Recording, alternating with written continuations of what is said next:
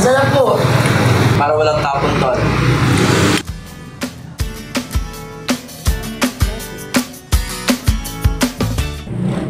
Hello guys! So magandang araw po sa inyong lahat. Sino kaya ang mapalad na makatitikim ng bago naming creation, which is chicken feet na sobra sa lambot. Kaya pati buto, pwede nyong kainin. Alam ko hindi nito bago sa marami, pero titingnan natin ang reaction ng mga taong hindi pa nakakakain ng ganitong putahe.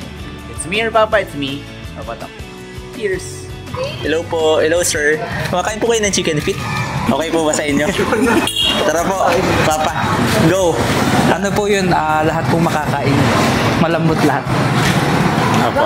Nakakain na po kayo ng bones ng chicken feet? Hindi po. Hindi pa. Simula ngayon, yun ang hahanapin nyo. Joke lang, hindi. Tikman nyo muna. Kunin na natin. Yan, crunchy na sila.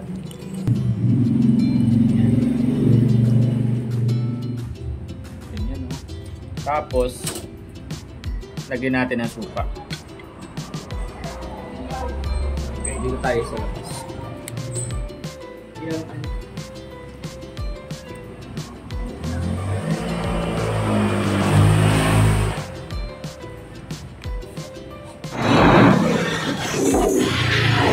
Alright guys, so ayan.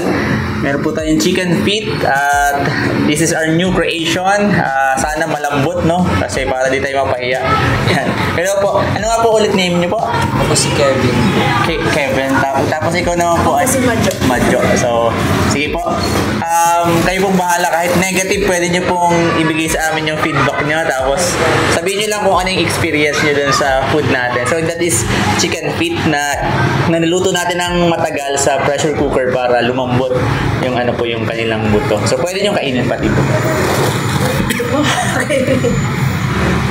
Bagong menu po. Po, hindi pa po lumalabas actually sa menu namin. Pero pag nagustuhan ng marami, for sure. Mainit.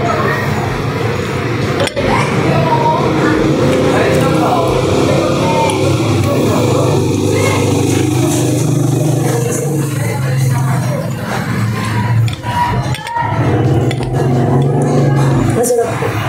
Hindi. Legit no. Lambot na. Nagulat ako. Ang lambot-lambot to.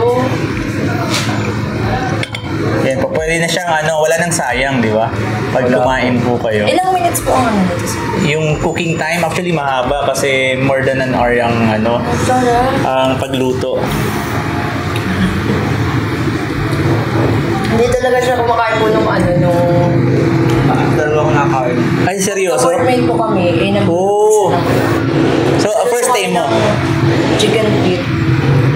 Hindi ko na ako masyado nakain. Pero ikaw, dahil di ka kumakain, anong experience mo dyan sa chicken feet?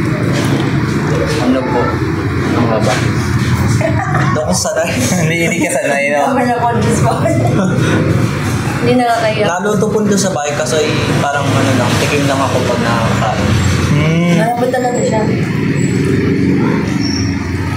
Yan. Maybe next time maaabangan nyo na po yun dito pag magagawi kayo dito. So, yan. Sa ano po, okay ba bagay ba yung Sa kanin. suka? Baka may kanin. Pwede. Gusto mo bigyan silang kanin? Hindi, pabigyan mo yung kanin. Huwag ka ng kahit isang cup. Kasi kahit pa paano, ma-experience nila ng may kanin. Sarap. Para lang, sharing. Sa panlambot niya. Talagang po siya, parang chicken. Parang... Kanina trinay din namin yung pinaka-gitna. Yung pinakamatigas sa buto. Okay naman, nakain namin.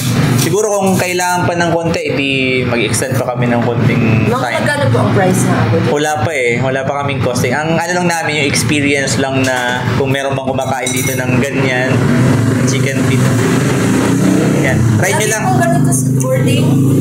Try nyo po ng aming rice. Yan. This is for free para sa inyo. Kevin, mag-rice ka. Uy, mag-rice ka nga. Pag hindi okay lang din naman kasi kahit negative feedback, for me, yun, ay sobrang okay yun para ma-improve pa namin yung mga pagkain. Hindi, okay po lang. Sarap po. Ako ba ito? Ang sarap po. Walang tama. Hindi, legit. Para walang tapon to. Pwede kong Wala kanina i-gano. pa kami dumali. Yan, tinitikman na po nila ang ating creation, which is yung ating chicken feet. At sana, yun nga, sa reaction nila, okay naman. Sana sobrang okay, di ba? Opo.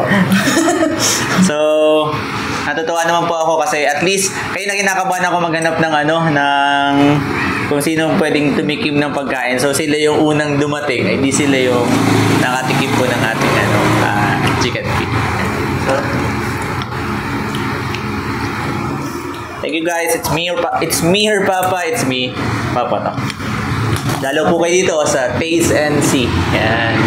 Ito po. Malapit lang sa Abanyo Campus. Thank you so much, guys.